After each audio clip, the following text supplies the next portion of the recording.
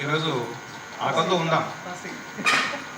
ఒకరోజు ఆకలితో ఉంటే ఏం కాదు, ఆకలినైనా భరిద్దాం కానీ అవమానాన్ని భరించేది లేదు.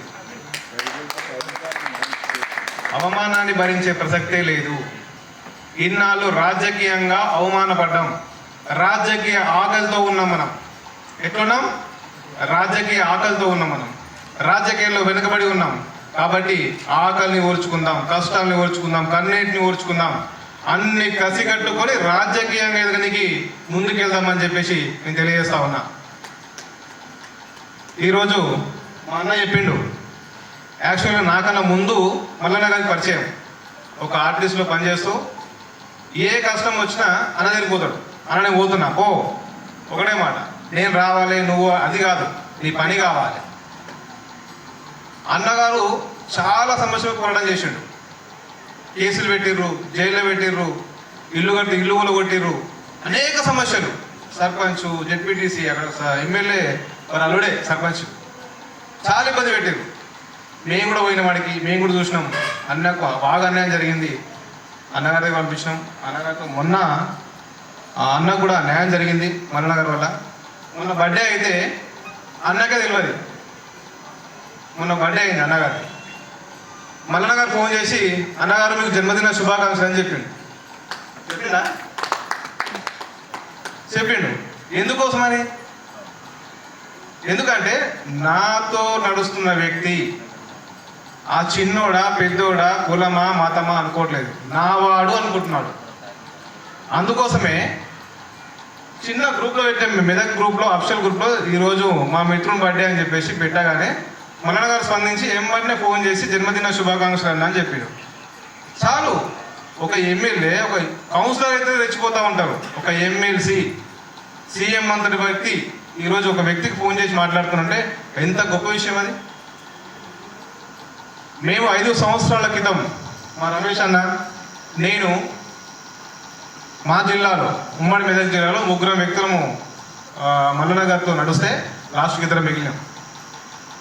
ఆ రోజు మల్లన్న ఒకటే ఒక మాట చెప్పిండు. ఫస్ట్ ఎమ్మెల్సీ ఓడిపోయిన తర్వాత మేమందరం పోయి కలిసినాం. నాకు ఈ మల్లన్న అంటే తెలుగు, నాకు ఫస్ట్ వాస్తవానికి ఎవరో తెలియదు. నేను స్టార్టింగ్ అప్పుడప్పుడే బయటకు వస్తూ ఉన్నా. 2 ప్రధాన పార్టీలను, ఒక అధికార పార్టీని అరే ఇంత భయపెడతా ఉన్నాడు, ఎవరికి తిన్నారు మల్లన్న అని చెప్పేసి నేను గూగుల్లో, యూట్యూబ్లో సెర్చ్ చేస్తూ ఉన్నా.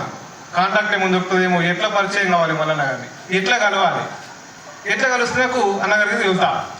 నాకు పెద్ద రాజకీయ పరిజ్ఞానం లేదు, నేను మీకంటే కూడా తక్కువనే వాస్తవం చెప్తా ఉన్నా.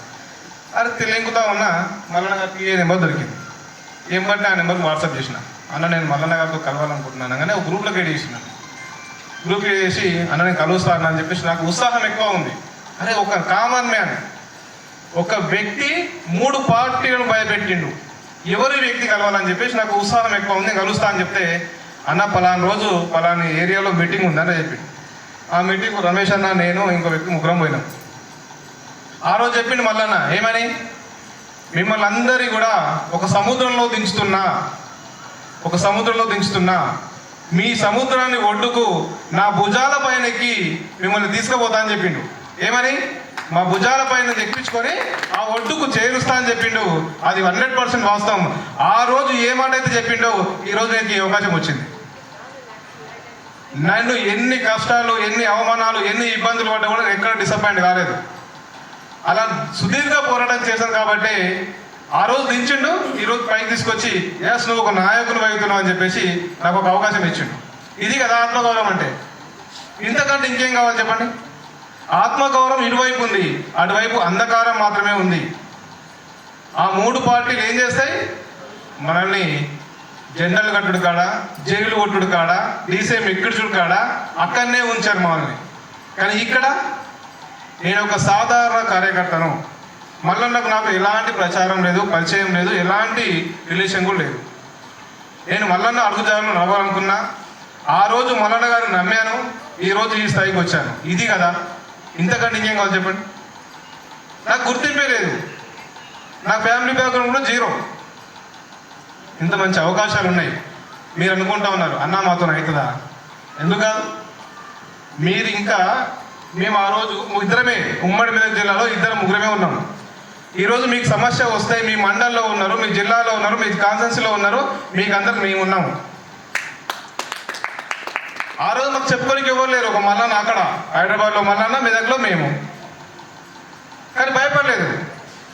భయం మనిషిని అనుక్షణం చంపేస్తూ ఉంటుంది. ధైర్యం మాత్రమే ధీరుణ్ణి చేస్తుంది. ఆ రోజు మేము తట్టుకొని నిలబడ్డాం కాబట్టి ఇక్కడ ఉన్నాము. మీరందరూ కూడా అంత గొప్పవాళ్ళు కావాలని చెప్పేసి నేను తెలియజేస్తా ఉన్నా. భయపడదామా? భయపెడదామా? భయపెడదామా? మనల్ని భయపెట్టేవారిని భయపెడదాం. మనం పుట్టేవాళ్ళం కాదు, మనల్ని భయపెట్టేవారిని మనం భయపెడదాం. భయపడే ప్రసక్తే లేదు. భయపడడానికి మనకి రాలే. నిన్న మా నాయకత్వం ఒక ఫ్లెక్సీ ఏర్పాటు చేసి మేము ఒక గ్రూప్లలో మెసేజ్ సర్క్యూల్ చేస్తే తెలంగాణ రాజ్యాధికార పార్టీ సంగారెడ్డి జిల్లాలో కూడా విస్తరిస్తుంది, ఈ పార్టీ ముందుకు వస్తే మా ఆటలు సాగవని చెప్పేసి ఫ్లెక్సీలు కూడా చెప్పేసి లాస్ట్కి వస్తే